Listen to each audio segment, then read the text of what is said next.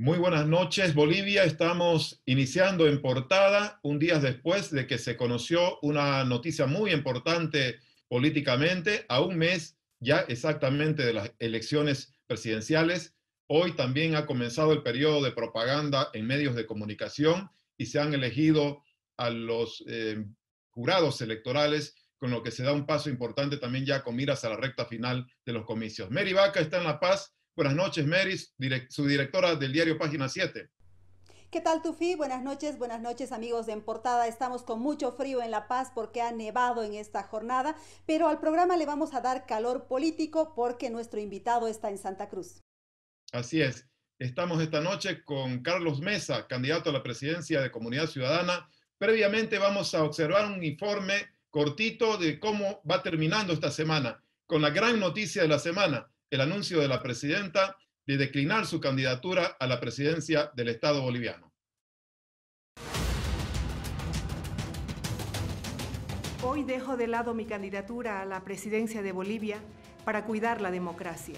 Acompañada de 7 personas, promediando las 20 horas del jueves, Yanine Áñez anunciaba su declinación de candidatura para las próximas elecciones y las repercusiones no se hicieron esperar. Así se refería Luis Fernando Camacho sobre el comunicado de Áñez. Para algunos, una declaración picante, lo que provocó que el candidato por Creemos sea cuestionado y señalado en redes sociales. Tudo Quiroga siguió un libreto similar. Hoy terminó lo que nunca debió empezar. La señora presidenta bajó su candidatura. Pero también hubieron mensajes positivos, donde personas tildaron la decisión de Áñez como un acto heroico y de amor por la patria. A diferencia de otros candidatos para presidir Bolivia, Carlos Mesa se refirió de manera positiva al anuncio de Áñez, añadiendo que está abierto al diálogo, lo que permite especular una posible alianza para los comicios del próximo 18 de octubre, ya que según encuestas, el candidato por Comunidad Ciudadana es segundo y el único que podría vencer al MAS. Luis Revilla, uno de los hombres fuertes que tenía Juntos en La Paz, manifestó estar orgulloso de haber acompañado a Yanine Áñez hasta el final. Evo Morales también se refirió al tema, indicando que esta decisión ya estaba tomada desde hace mucho tiempo y que con esto Áñez solo busca la impunidad. Por su parte, Luis Arce Catacora le restó importancia a esta determinación, sosteniendo que el MAS está centrado en su campaña y en su candidatura. Sin duda, la decisión de Yanine Áñez tomó por sorpresa a muchos, lo que ahora centra las próximas elecciones entre el MAS, Comunidad Ciudadana y Creemos. Una de las preguntas que hoy se plantea es: ¿el voto de los seguidores de Juntos para quiénes irán? Ya estamos de vuelta y vamos a saludar al candidato presidencial de Comunidad Ciudadana, Carlos Mesa, que se encuentra en Santa Cruz, comenzando una presencia con una agenda intensa hasta el próximo lunes. Buenas noches, Carlos, un gusto tenerlo en el programa En Portada por primera vez. Y la pregunta primera es si para usted resultó una sorpresa, fue algo inesperado el anuncio de la decisión de la presidenta de declinar su candidatura, y si cree que le beneficia o no esta decisión.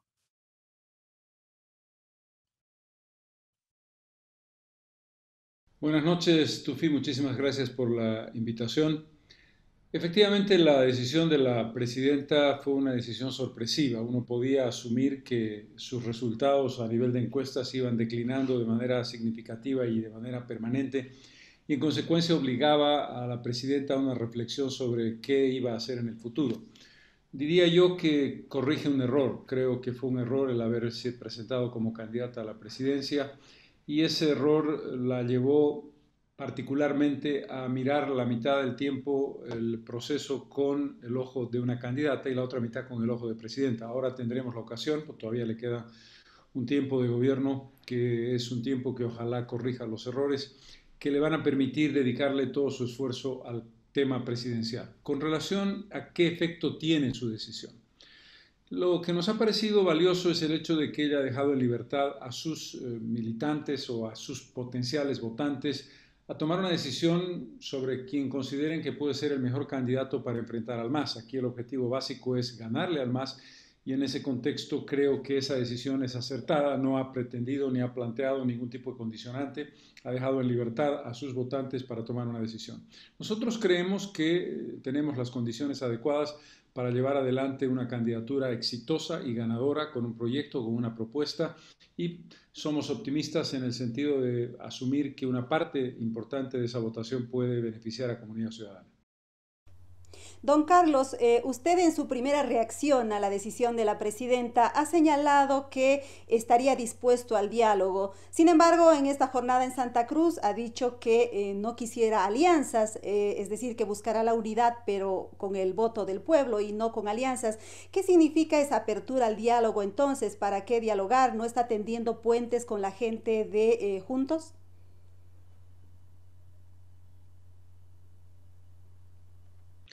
No, nosotros primero no tuvimos ningún tipo de contacto que tuviera vínculo alguno con la decisión de la presidenta y no pensamos tenerlos por lo que acabo de decir, porque se trata de una decisión sin condiciones que establece la libertad de sus votantes para escoger a la candidatura mejor posicionada. Cuando hablamos de apertura al diálogo, queremos decir que nuestra actitud no es una actitud cerrada a cualquier tipo de acercamiento o de conversación que pudiera tomarse en cualquier dirección de los bloques que están defendiendo la democracia, pero nuestro objetivo inicial, lo hemos dicho claramente, independientemente de que no estamos cerrados al diálogo, es el construir la unidad a través del voto de los ciudadanos. Eso para nosotros es crucial y en ese sentido es que asumimos esta decisión de la presidenta.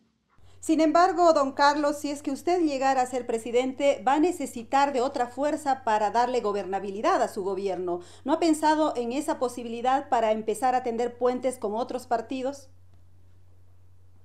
Primero, nuestro objetivo es ganar en primera vuelta. Si eso no se consigue, es precisamente la razón por la que decimos estar abiertos al diálogo, en un diálogo oportuno, en el contexto necesario y en función de la actitud de los otros candidatos, que como tú sabes, Mary, no ha sido exactamente nuestra actitud. Los otros candidatos en relación a la renuncia de la señora presidenta a la candidatura han tomado posiciones muy críticas y que nosotros respetamos, por cierto. Es decir, la apertura al diálogo tiene que ver con nuestra disposición, pero por supuesto el lugar que ocupamos es el lugar de ser la candidatura mejor posicionada para ganarle al MAS. Carlos, si bien usted ha aclarado que no han tenido ningún contacto previo a la decisión de la presidenta de renunciar a su candidatura, quisiera preguntarle si ya posteriormente, es decir, hoy, ha tenido algún contacto con los otros aliados de la presidenta. Me refiero a Sol.bo, me refiero a los otros aliados, Unidad Nacional, por ejemplo. Y en ese sentido, si los ha tenido o no, si nos lo puede informar, ¿qué pasará si le tocan las puertas en los próximos días estos aliados, ex aliados o como sea, de Juntos? ¿Usted hablaría con ellos antes de la elección si existe la posibilidad de que ellos le presten o le ofrezcan un apoyo ya directo? Primero, no hemos tenido ninguna conversación previa ni posterior hasta ahora a la decisión de la presidenta de renunciar a su candidatura. Segundo, nuestra apertura al diálogo quiere decir exactamente eso. No estamos estableciendo la posibilidad de un acuerdo potencial o en una determinada dirección. Todo nuestro esfuerzo hoy está concentrado en la campaña para ganar votos directamente, para conseguir una mayoría sólida de nuestra parte y en función de ese resultado es hacer una evaluación. Si tuviéramos alguna propuesta de diálogo, de apertura, de conversación, nosotros no estamos cerrados, pero no hay ningún proyecto ni plan específico en esa dirección. Don Carlos, el expresidente Evo Morales especula sobre un supuesto pacto de impunidad entre usted y la presidenta Yanine Áñez, porque bueno, él quisiera ver juzgada a la presidenta por los hechos de Sacaba y Sencata. Mi pregunta es, si usted llega a la presidencia, ¿qué va a hacer con esos casos? ¿Y impulsará una investigación? ¿Podrá juzgar con libertad a la presidenta Yanine, en ese caso a la expresidenta Yanine Áñez, al ministro Murillo, al ministro López? Primero, aclaremos algo muy importante, Mary. No va a ser la persona que identificas con el nombre de Evo Morales Ayma quien va a dar clases o sospechas o presunciones de impunidad, nada menos que Evo Morales, que tiene que rendirle cuentas al país de 14 años de muchas cosas de todo tipo, desde personal hasta político. Así que primero dejemos claro que la opinión del señor Evo Morales nos es en ese campo completamente irrelevante. Lo que hace es confirmar algo evidente, que el señor Luis Arce no es otra cosa que el representante de quien verdaderamente maneja los hilos del poder en el MAS, que es Evo Morales. Ese es un punto. El segundo punto, es lógico que se deba llevar adelante una investigación sobre los 14 años de gobierno y sobre lo que ha sido la gestión de transición, pero no en función de una presunción de culpabilidad, en función de una necesidad de investigación. Yo no puedo partir de un prejuicio sobre uno u otro caso. Hay indicios claros en algunos contextos que habrá que hacer una evaluación y establecer algo muy importante, Mary, que es la independencia de poderes. Nosotros podemos promover desde el Poder Ejecutivo la necesidad de una investigación, que creo que es vital, que hay que hacerla, una investigación, pero quien tiene que hacer esa investigación es un Ministerio Público independiente, hoy no lo es, y un Poder Judicial independiente, que hoy no lo es. Esto es lo más importante. Si no tienes un Ministerio Público y un Poder Judicial independientes, el camino de una investigación creíble no va a aparecer. Y para eso tenemos que hacer una modificación de entrada de ambos esquemas. Carlos, a propósito de Evo Morales, hoy comunicó a través de un tuit que lo vamos a leer a continuación, su optimismo de que van a ganar en primera vuelta y que una vez conseguido ese triunfo en primera vuelta, él al día siguiente va a volver a Bolivia por la frontera con Argentina, es decir, por Yacuiba. Dice textualmente: estoy seguro, hermanas y hermanos, que no me van a abandonar, ganamos las elecciones, al día siguiente estoy entrando por Yacuiba, Bolivia, retornando. Nuevamente vamos a ganar en primera vuelta de acuerdo a la encuesta de la derecha. Lucho y David 40% y a Carlos Mesa el 26%. ¿Alguna opinión al respecto, Carlos? ¿Qué te puedo decir, Tufi? Primero lo evidente, es verdad, el expresidente Morales probablemente va a tener que venir obligado por investigaciones judiciales a dar cuentas a Bolivia. Pero lo segundo, lo que hemos afirmado y seguimos afirmando. No nos engañemos, el candidato nominal es Luis Arce Catacora, el candidato real es Evo Morales, quien maneja los hilos y quien controla todo el masismo y todos sus 14 nefastos años de gobierno es Evo Morales, lo que no hace sino confirmar a través de ese tuit, que por supuesto es un tuit triunfalista que tiene que ver con una expectativa que no se va a producir. Evo Morales no va a ganar las elecciones y Luis Arce Catacora, que lo representa, no lo va a hacer. ¿Usted, don Carlos, hará entonces que Evo Morales vuelva al país para responder ante la justicia por los hechos cometidos en su gobierno? Lo que tenemos que hacer, vuelvo sobre el punto, me lo has preguntado y lo vuelvo a repetir, es una investigación sobre indicios muy sólidos de varios temas, desde el fondo indígena, pasando por los contratos directos, siguiendo por una acusación personal vinculada a estupro, que tiene que abrirse en una investigación. En el momento en que se abra una acusación específica y una convocatoria a declarar, por supuesto que habrá que hacer que el expresidente venga a cumplir su obligación, como cualquier ciudadano, de responder a acusaciones en su contra. Esto define no la decisión de un presidente, sino la decisión de la justicia boliviana. Yo quiero una justicia independiente y quiero recordar que yo mismo soy parte denunciante contra Evo Morales Ayma y estoy esperando un movimiento que no se produce del Ministerio Público de apertura de acusación por el fraude electoral. Para que no queden dudas sobre, no estoy esperando a ser presidente para hacer una acusación. Estoy ya como acusador, como denunciante, con mi firma, con mi nombre, contra Evo Morales Ayma, como autor intelectual del gigantesco fraude del 20 de octubre del 2019. Para que no queden dudas sobre mi actitud personal. No voy a esperar a ser presidente. A propósito de lo que acaba de decir don Carlos, los sectores más conservadores de Bolivia lo acusan a usted de ser como un candidato muy blando con el MAS. Es más, consideran que usted está apostando a captar el voto descontento del MAS y que por eso no ataca frontalmente al expresidente Evo Morales. ¿Qué nos puede decir al respecto?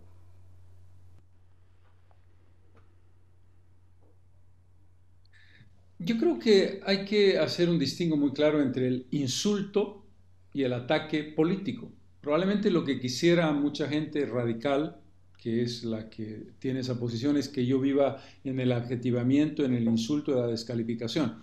Nosotros actuamos con hechos, no con retórica, no con demagogia. Los hechos son Carlos Mesa y Comunidad Ciudadana enfrentó durante un año y derrotó política y electoralmente a Evo Morales. Si hay alguien que tiene alguna duda sobre eso, que por favor se remita al resultado de las elecciones del 20 de octubre, al fraude que hizo Evo Morales contra el pueblo boliviano y contra Carlos Mesa.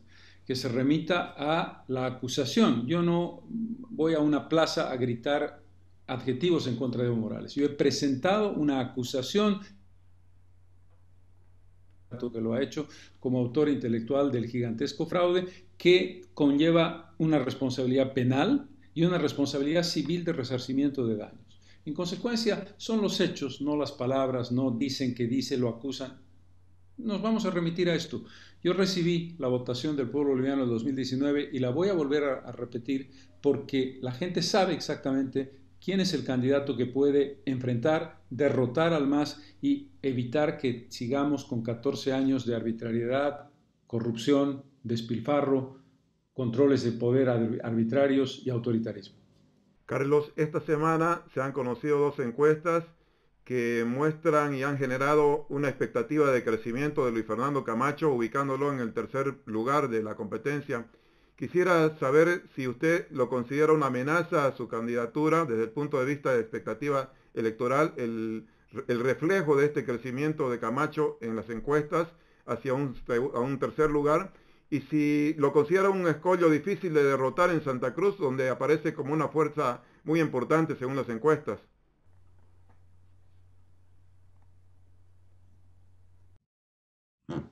Nuestro triunfo, Tufí, tiene que ser en todo el país. Santa Cruz es uno de los 9 departamentos, uno de los más importantes, tiene el 30% de la intención de voto y no tenemos duda de que tenemos que construir un espacio como lo logramos el año pasado frente a la candidatura entonces del Partido Demócratas.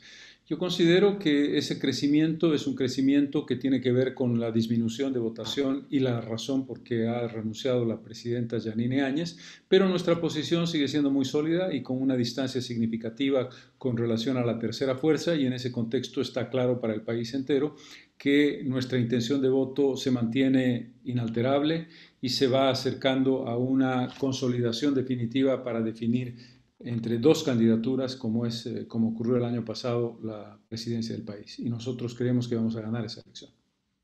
En su análisis, don Carlos, ¿alguna parte de la votación de Yanine Áñez podrá irse a Camacho y otra a usted? ¿Cómo está analizando el escenario después de la renuncia de la candidatura sobre el rumbo que va a tomar el votante de Juntos?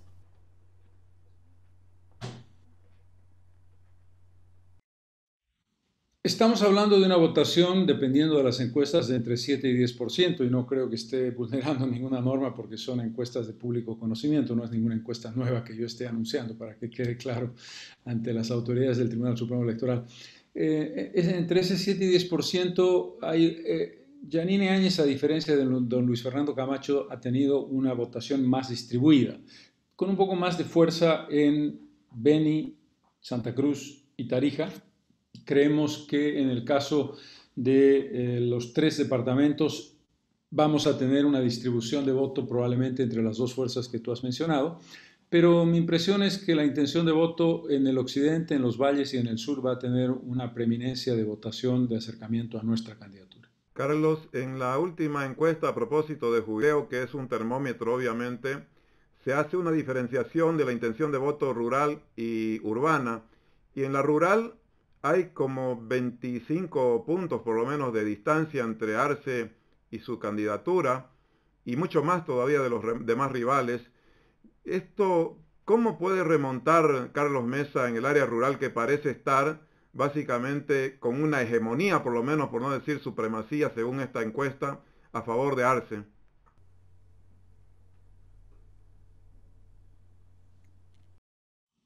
No, yo creo que la palabra hegemonía es un poco excesiva, Tufí, es una mayoría clara, pero el país se gana no en el área rural o en el área urbana, el país se gana en el conjunto, y lo que tenemos que analizar es el resultado general de la elección, y en el resultado general de la elección nuestra posición es muy, muy sólida, y creemos nosotros que vamos a trabajar en el área rural, lo que tenemos que trabajar a través de nuestras candidaturas de circunscripciones uninominales, pero hay que mirar el panorama general. El panorama general es ver cuáles son tus fortalezas, en qué sección, en qué región del país estás más sólido, dónde puedes trabajar mejor, dónde puedes captar más votos y dónde tu propuesta puede tener una consistencia mayor. Por supuesto, estamos trabajando en la idea de que el área rural y sobre todo la construcción de un espacio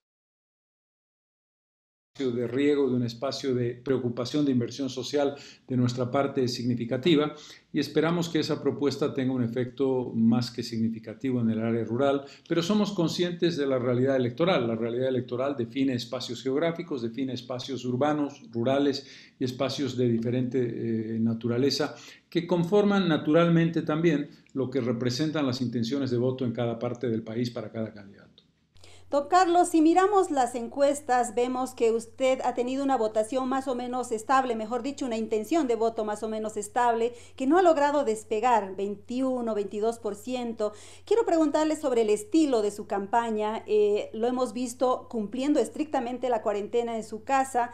Recién lo hemos visto desde ayer en Santa Cruz. Quisiera saber si es que va a cambiar el estilo de campaña a partir de ahora para captar el voto indeciso y finalmente despegar de ese 20 y pico por ciento en el que se encuentra desde hace muchísimo tiempo.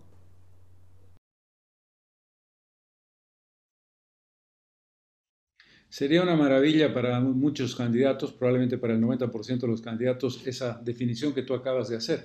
Me encantaría poderle trasladar ese espíritu a los candidatos que han ido cayendo o que viven en una situación ciclotímica o que simplemente nunca despegaron del 2%. Por lo tanto, no deja de ser curiosa la pregunta. Yo estoy muy contento y muy satisfecho de lo que estamos haciendo. Estamos en un lugar extraordinariamente importante. Somos la única candidatura que puede ganarle al MAS. Le vamos a ganar al MAS. Y creo que precisamente es el estilo de nuestra candidatura, su seriedad, su sentido de Estado, su proposición, no entrar en la guerra sucia, actuar respetuosamente. Cuando hacemos críticas, y no voy a cambiar, hacemos críticas a acciones. Cuando hemos criticado a la presidenta, no la hemos criticado por quién es, sino porque de pronto creemos que determinadas cosas se han hecho mal y además hemos complementado con propuestas. Y creo que esa es la forma de actuar. Yo creo que la serenidad, la responsabilidad, el no ir a la estridencia político-partidaria ni de propaganda es algo que tiene un rédito porque la gente se da cuenta de dónde está la candidatura serena, con sentido de Estado, con responsabilidad. A propósito de la palabra críticas, y evidentemente usted ha sido un constante crítico en el último tiempo de la presidenta, de la gestión de la pandemia, de la gestión de la economía por parte de este gobierno transitorio. Una vez que se ha bajado la candidatura de la presidenta, ¿usted va a mantener ese espíritu crítico, esa actitud crítica ante el gobierno transitorio, Carlos, en esta campaña?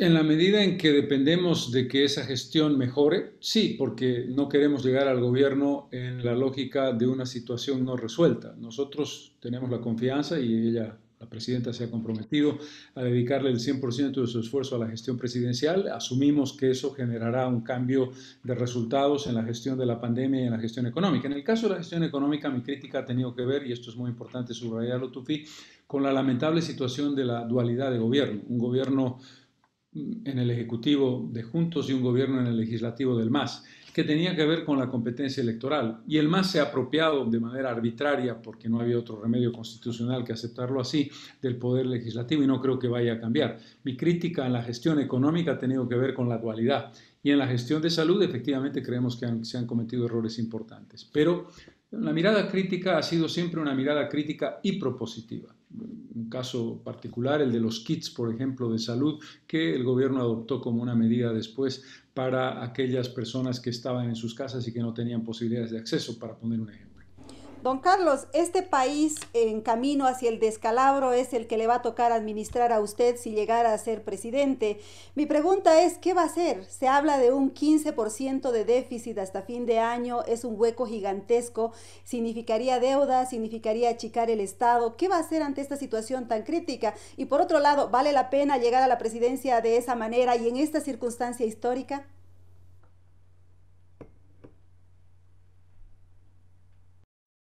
¿Te imaginas que yo dijera, no vale la pena, me retiro con todos los elementos que serían maravillosos? No, no es la idea. Cuando uno se compromete con un país y cuando uno se compromete con una sociedad, sabe que las circunstancias de la historia pueden ser buenas, regulares, malas o terribles. Nos ha tocado era algo inesperado, una situación terrible vinculada a la pandemia del coronavirus, sumada a la crisis política y sumada a la herencia nefasta del MAS.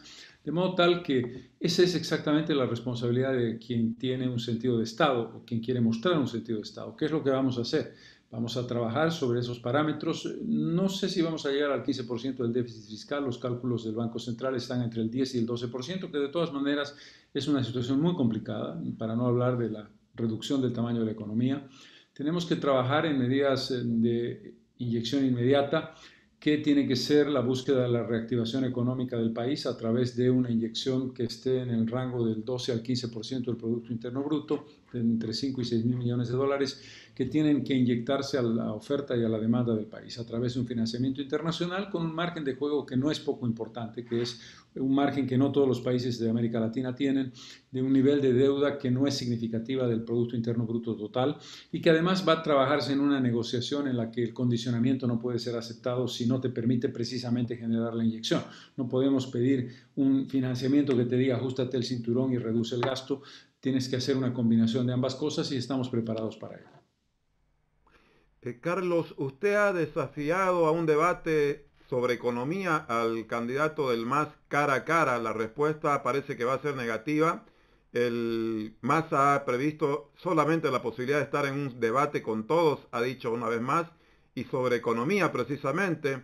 Quisiera preguntarle si usted va a insistir en ese debate cara a cara, y en caso de no darse, y sí uno más colectivo, ¿qué va a demostrarle al candidato Arce en economía? ¿Cuál es la diferencia entre lo que usted propone en economía, la diferencia central, y lo que propone Arce?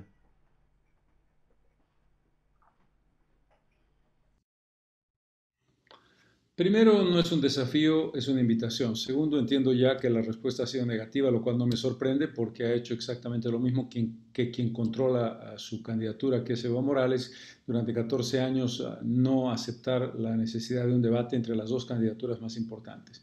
Desde el punto de vista económico está claro que el planteamiento es obvio. El planteamiento tiene que ver con no nos venda el paquetito del milagro económico y de la magia de una administración que a partir del año 2014, cuando se terminaron las vacas gordas, se empezó a comer todo lo que se había acumulado por mérito de los precios internacionales a las materias primas.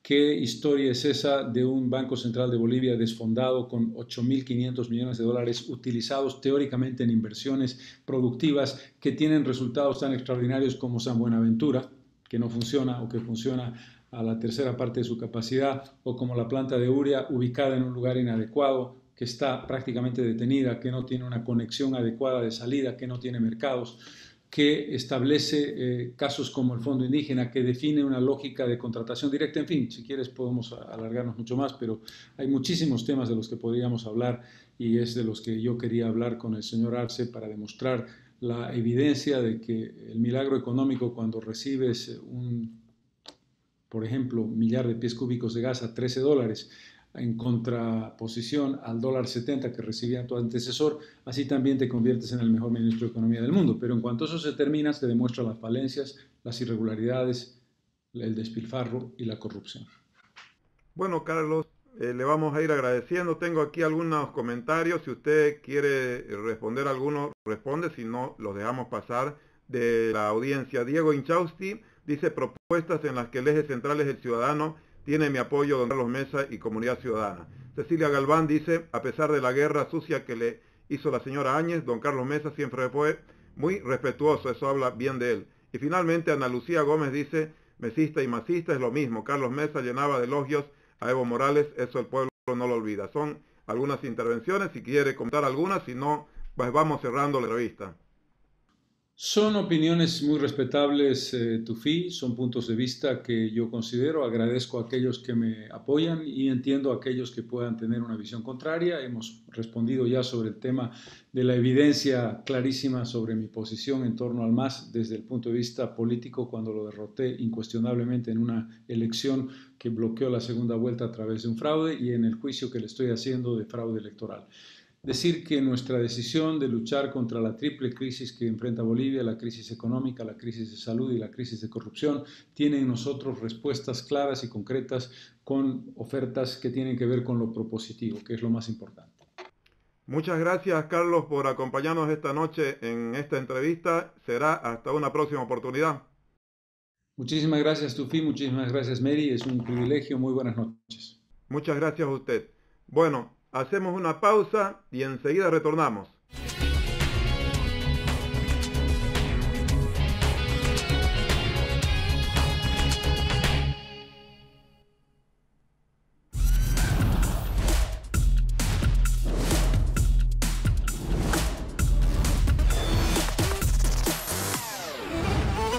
Nueva serie Y de Huawei. Explóralo en App Gallery.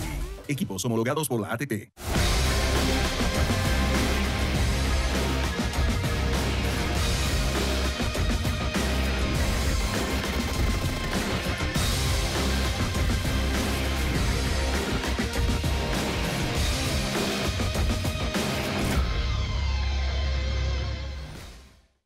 Mejorar la conexión con tus amigos no pasa por el plan premium de la nueva app, un mejor Wi-Fi o tener buenos audífonos. Pasa por disfrutar ese virtual momento, compartiendo con ellos un chuflay presencial. Con hielo, limón, ginger y casa real. Comparte virtual, refréscate presencial. Singan Casa Real.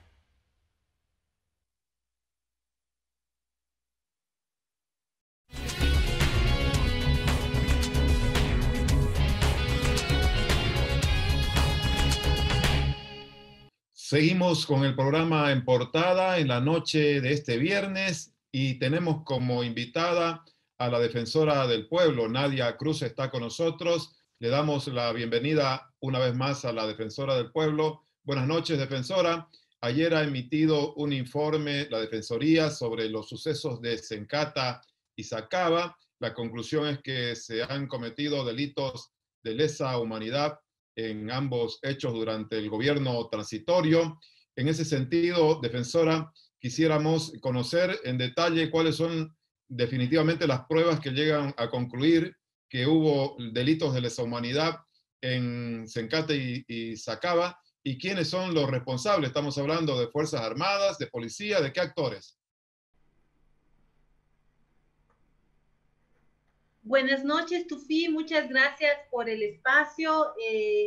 Gracias definitivamente para poder explicar el informe. Solamente una aclaración, el informe no es solamente sobre las masacres de Sacaba y Sencata, y tampoco solamente sobre los hechos ocurridos en noviembre durante el gobierno transitorio, sino abarca sobre toda la crisis que ha sufrido Bolivia entre el 21 de octubre y el 24 de noviembre, así como el seguimiento que realiza la Defensoría del Pueblo entre noviembre y diciembre en relación a estos casos.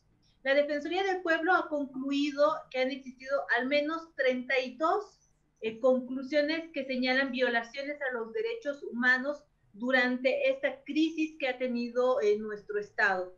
Consideramos que ha habido una ruptura, una desinstitucionalización, una deslegitimación que han generado pues una gravedad mucho mayor a lo que ha ocurrido después. ¿Qué es lo que señala nuestro informe en cuanto a lo que es derecho a la vida? Primero, que se han perdido, que se han afectado a 37 personas en cuanto a su derecho a la vida. De estas 37 muertes que ocurren entre el 23 de octubre hasta noviembre, 27 hubiesen ocurrido con pues participación directa por parte del Estado y que se considerarían asesinatos en calidad o en grado de lesa humanidad.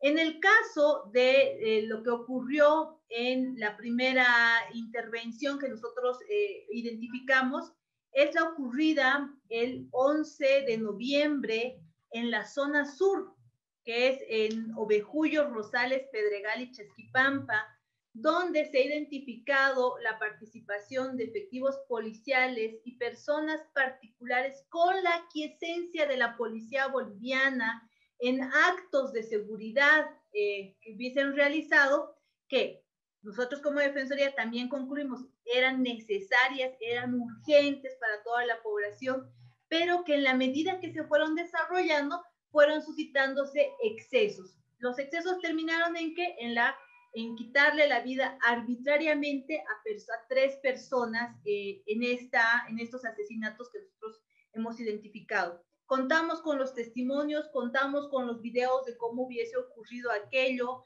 contamos con la identificación de las fuerzas, de la fuerza del orden que participa, en este caso la policía boliviana. Se ha hecho la solicitud oficial a la policía para que pueda responder al respecto. Han aducido que la información es clasificada, están ocultando la información, han señalado que no van a revelar los nombres de los que hubiesen participado. Más adelante ocurre lo que se ha denominado, especialmente por la cantidad de personas que son afectadas, la masacre de Sacaba. En este caso han llegado a fallecer pues 10 personas.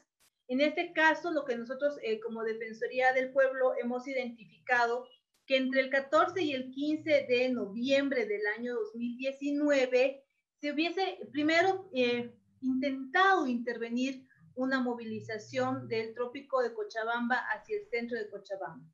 ¿Qué es lo que nosotros contamos con información? Hemos solicitado los planes de operación, hemos solicitado los listados, hemos solicitado los descargos al Estado. ¿Qué es lo que ha hecho el Estado? Decir que la información era clasificada y que no la iban a revelar. Pero por fuera de ello contamos con los testimonios, contamos con los videos, contamos con las pruebas, con los certificados médicos forenses y con las valoraciones también que han hecho otras instancias internacionales de derechos humanos, así como declaraciones públicas. En estas las que yo quiero destacar. Ya el 14 de noviembre, en esa movilización, existe información respecto a que la policía boliviana había generado retenes para desarmar, como ellos llamaron en su momento, desarmar esa movilización. Que además había declaraciones por parte del comandante departamental de la policía de Cochabamba, el señor Zurita, que señalaba que los iba a cazar.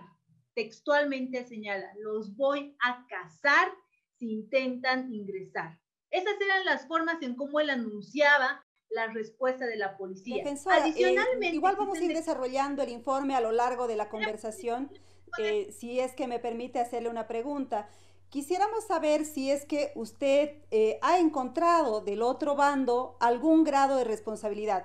Después de leer las noticias respecto a su informe, nos queda claro que la acusación que usted está haciendo se orienta hacia las fuerzas del Estado, policía, militares, etcétera. Pero quisiera saber qué ha encontrado sobre los grupos violentos que en esos días, y lo sabemos porque hemos estado haciendo el seguimiento cercano, portaban armas, portaban explosivos, además estaban tratando de ingresar, en el caso de Sacaba, hacia Cochabamba para hacer un enfrentamiento con la gente de la ciudad, y en el caso del Alto estaban tratando de volar la planta de Segata. Quisiéramos saber cuál es la responsabilidad que usted ha encontrado del otro lado, de los grupos que defendían al expresidente Evo Morales y que gritaban guerra civil en la calle, armados ya sea de palos, en fin. Además se han decomisado grandes cantidades de dinero. Quisiéramos saber qué hay de eso en su informe.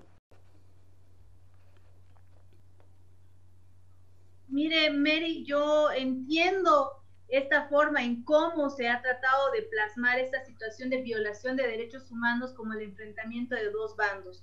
Pero no olvidemos que los que están obligados a resguardar, garantizar, proteger, resguardar los derechos en su totalidad es el Estado. Ahora, cuando hablamos de la afectación por parte de particulares, estamos hablando de hechos delictivos, evidentemente, pero también ante esos hechos delictivos, la ausencia de protección por parte del Estado. Ahora, yo les reitero, la Defensoría del Pueblo ha identificado 37 muertes durante el conflicto, de las cuales 27 nosotros consideramos que son atribuibles directamente al Estado, al gobierno, dentro de las operaciones conjuntas. 10 son cometidas entre particulares o ante intervenciones un tanto desproporcionadas por parte de algunos efectivos, 10 en los que también existe responsabilidad del Estado, pero que evidentemente se desarrollan entre el 23 de octubre hasta los últimos días o hasta los días de noviembre, que sobre eso también la Defensoría defensora, disculpe, sobre esas 10, disculpe, defensora, sobre las 10 que menciona entre octubre y el periodo posterior entre particulares, ¿cuál es la responsabilidad también del gobierno anterior? de esas 10 que menciona, porque estaba gobernando en ese periodo, ¿no? Del Estado de ese momento. ¿Cuántas son de las 10?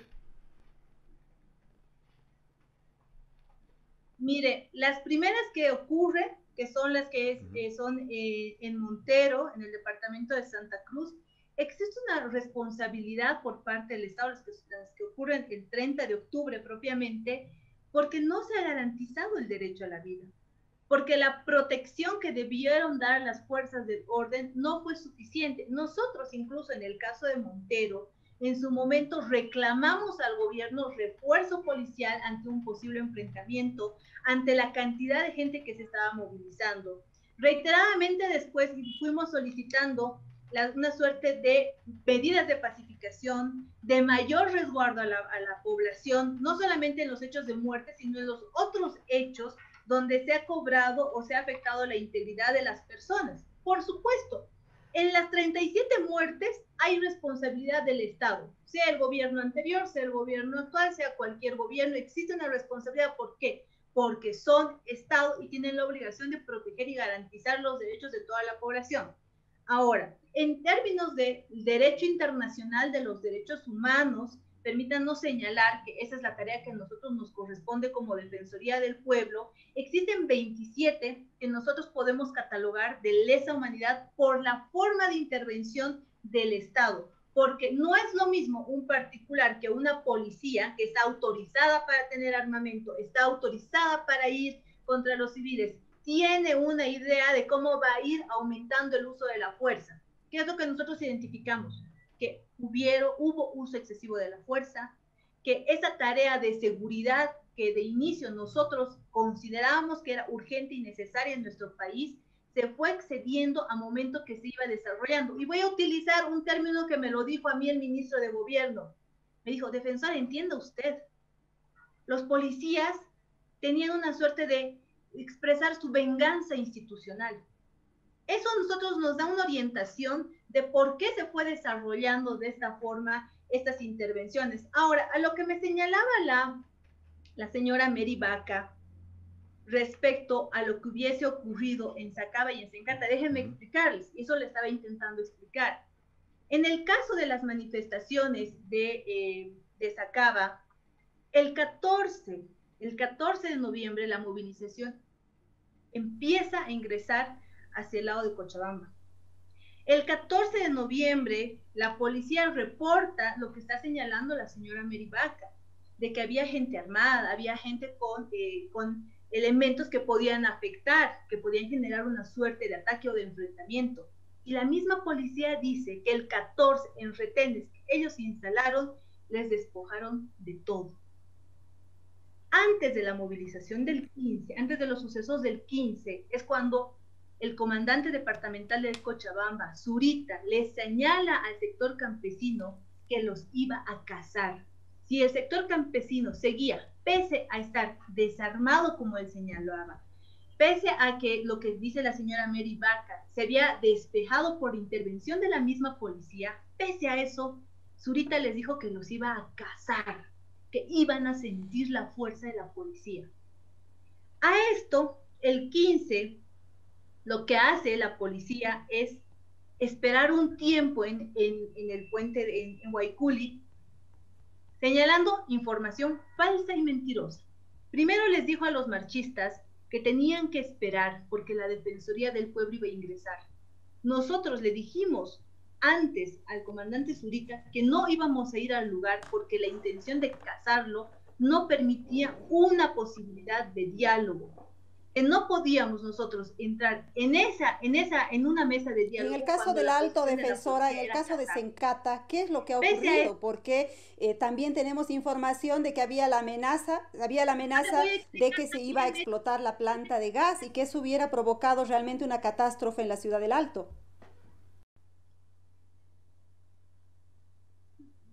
Termino de explicar lo que pasa. Sí, lo que pasa es que quisiéramos hacerlo un poco más rápido porque no vamos a tener mucho tiempo y nos vamos a quedar sin la explicación del caso de Sencata.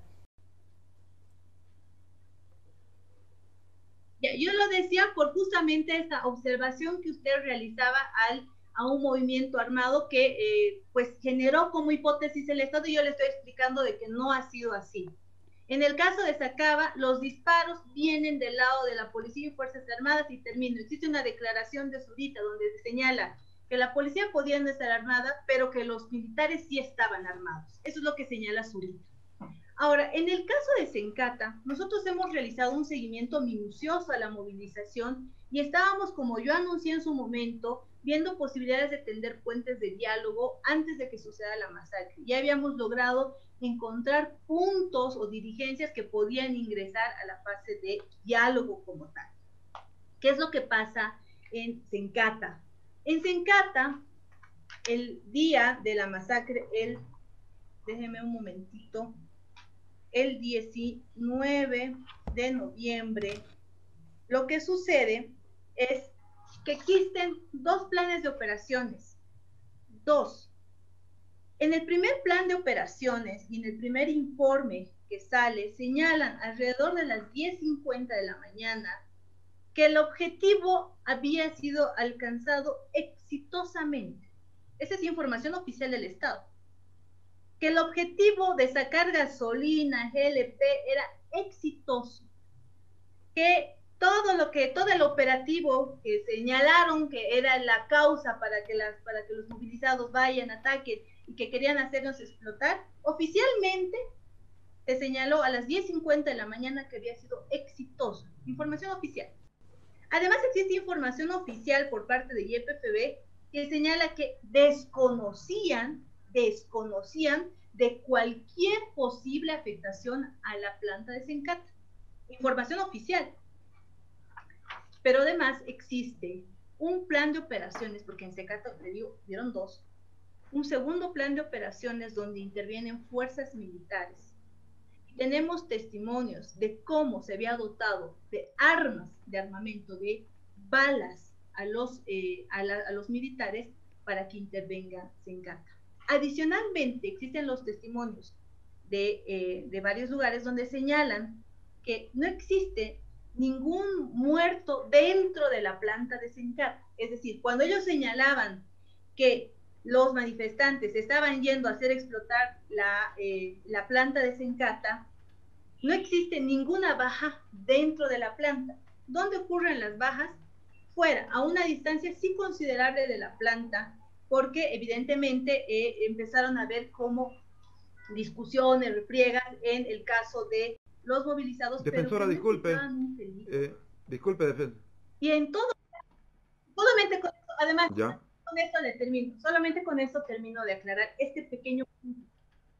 Los muertos de Sencata, todos los muertos tienen los disparos del tronco inferior de la cintura para arriba.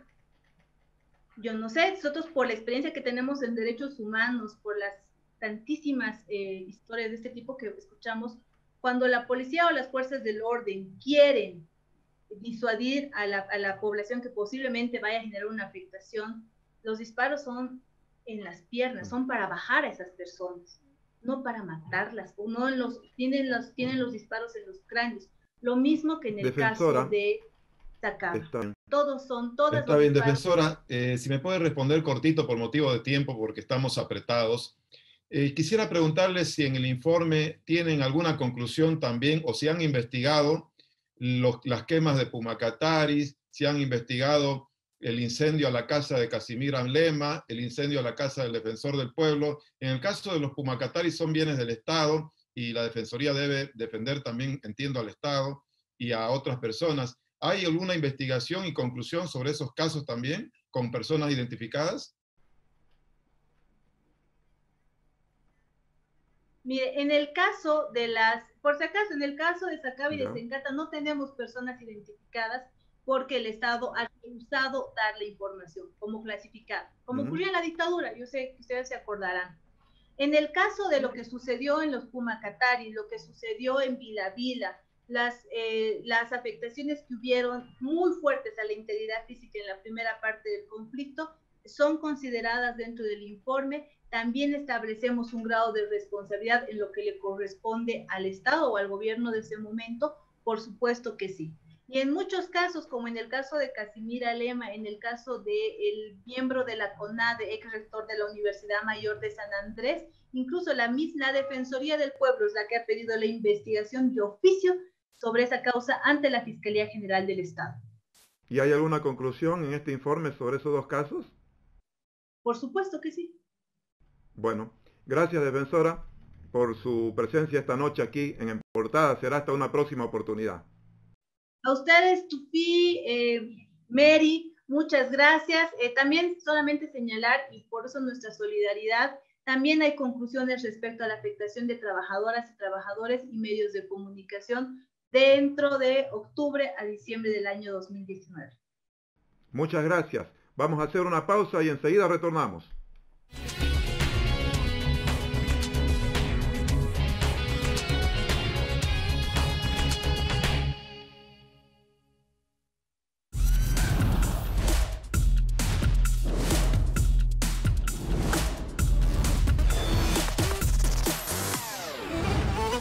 Nueva serie Y de Huawei.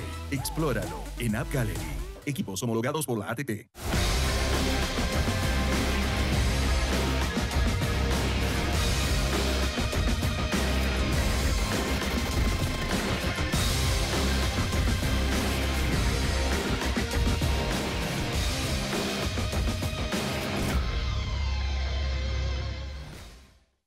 Mejorar la conexión con tus amigos no pasa por el plan premium de la nueva app, un mejor Wi-Fi o tener buenos audífonos.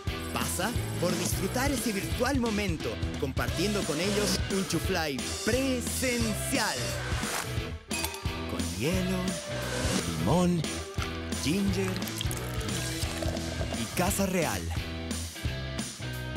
Comparte virtual, refréscate presencial, Singani Casa Real.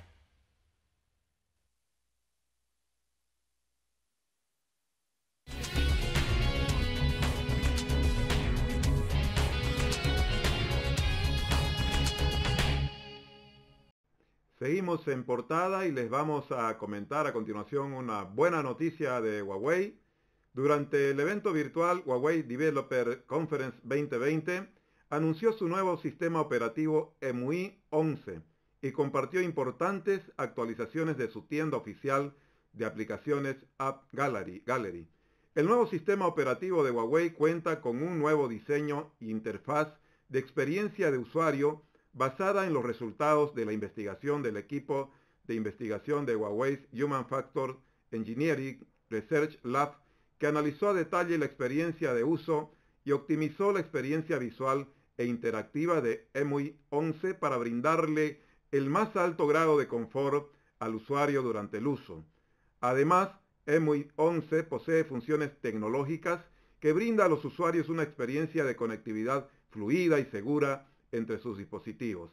Desde su lanzamiento en 2011, la App Gallery ha ido incrementando el número de aplicaciones y usuarios a lo largo de los años. Actualmente cumple con las diferentes necesidades de 490 millones de usuarios activos por mes en más de 170 países. Huawei trabaja en conjunto con más de 1.8 millones de desarrolladores a nivel global que se han unido al ecosistema HMS y más de 96.000 aplicaciones han sido integradas a HMS Core a nivel mundial, ofreciendo a los usuarios experiencias cada vez más únicas. A nivel local, cada vez son más las empresas bolivianas que trabajan en conjunto con Huawei para desarrollar e integrar sus aplicaciones en la App Gallery, que garantiza una conectividad segura.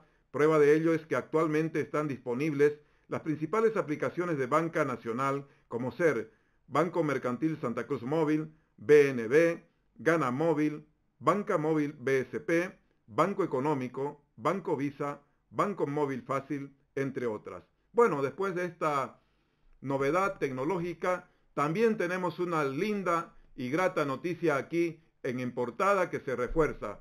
Vamos, Mary, a presentar esta gran novedad que también tendrá en Portada. Gracias, Tufi. Así es, tenemos la grata noticia de anunciarles a nuestros seguidores a través de nuestras plataformas digitales que a partir del día lunes, el periodista experimentado Juan Pablo Guzmán se suma al equipo de En Portada como panelista de Página 7. Paso a contarles quién es Juan Pablo Guzmán. Juan Pablo Guzmán tiene 35 años trabajando en periodismo y comunicación institucional.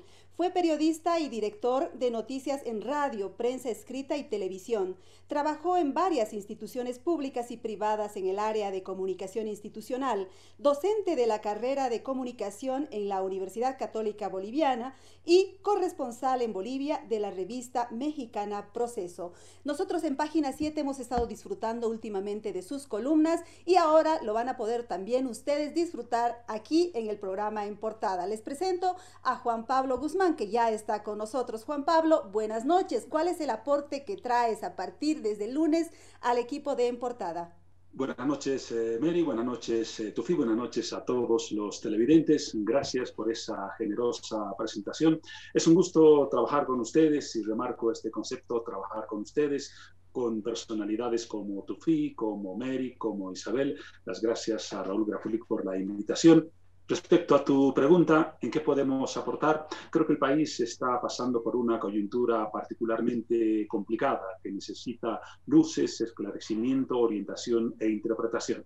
Aportaremos un poquito de cada eso en los temas que nos toque tratar más bien. No se trata de opinar ni de dictar cátedra a través del periodismo. Es un género que no practicamos. De lo que se trata como periodistas, creo, en la presente coyuntura, es eso, de a través de una buena entrevista generar algunas orientaciones y alguna interpretación que pueda ser útil para todos los televidentes, lectores o personas que nos sigan a través de cualquier medio. Y creo que nuestra tarea apuntará básicamente a eso. Y además a reforzar el gran trabajo que ya realiza Tufi, que cumplen ustedes, Isabel, que cumple Mary, y por lo tanto espero sumar. Resumiría en eso mi participación y mi intención de aporte. Qué bueno saber que estás con nosotros, Juan Pablo. La verdad que es un refuerzo de lujo, un privilegio poder trabajar desde este lunes con Juan Pablo Guzmán, un periodista tan experimentado, tan respetable, con una trayectoria impecable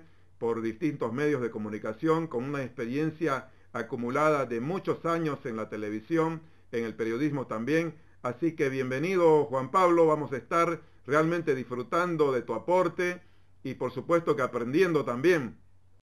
Gracias, Tufi. Palabras como esas, en el fondo, desde luego, enorgullecen, pero al mismo tiempo atemorizan, porque con esa presentación estamos obligados a trabajar con más profundidad, a rendir más de lo esperado y a hacer verdaderamente un aporte. Pero yo creo en los equipos, no creo en las personas iluminadas, creo que el trabajo conjunto que podamos hacer todos, Tufi, yo, Mary, Isabel, quienes están detrás de cámaras, quienes hacen la producción, puede generar un buen resultado. Hoy en día la televisión es un equipo de trabajo, es un medio que funciona por el trabajo en equipo y desde luego vamos a apuntar a eso. Una vez más, con mucha humildad, gracias, Tufi. Gracias, Juan Pablo. Te recibimos siempre con los brazos abiertos en esta nueva experiencia, en este proyecto que va creciendo. Será un gusto enorme reencontrarnos desde el próximo lunes y de manera diaria. Un abrazo grande y bienvenido al equipo. Seguro que sí, nos vemos entonces el lunes, estaré a la altura de tu elegancia para comenzar y espero también a la altura de todas las personas que nos siguen noche a noche. Gracias y será hasta entonces. Abrazo grande, feliz fin de semana, nos reencontramos el lunes con Juan Pablo Guzmán. Mary, hagamos ya el adelanto de la portada de Página 7 que está seguramente que espectacular, jornada con mucha información también hoy. Sí, la redacción de Página 7, como siempre, a esta hora sigue trabajando, pero tenemos un adelanto de portada. Una de las notas que mañana va a estar en la tapa de Página 7 dice: destituyen al procurador y él denuncia a Murillo. Nos parece que esta nota ha marcado agenda durante esta jornada porque implica un problema interno dentro del gobierno de Yanine Áñez y así lo reflejamos. Buenísimo, nos tenemos que ir. Feliz fin de semana, Mary, con actividades más liberadas en La Paz, después de la etapa o entrando a la etapa del desconfinamiento, ¿no? Así es, Tufi. Amigos, muchísimas gracias por seguirnos y nos encontramos en algún restaurante este fin de semana porque volvemos a tener restaurantes abiertos después de 6 meses.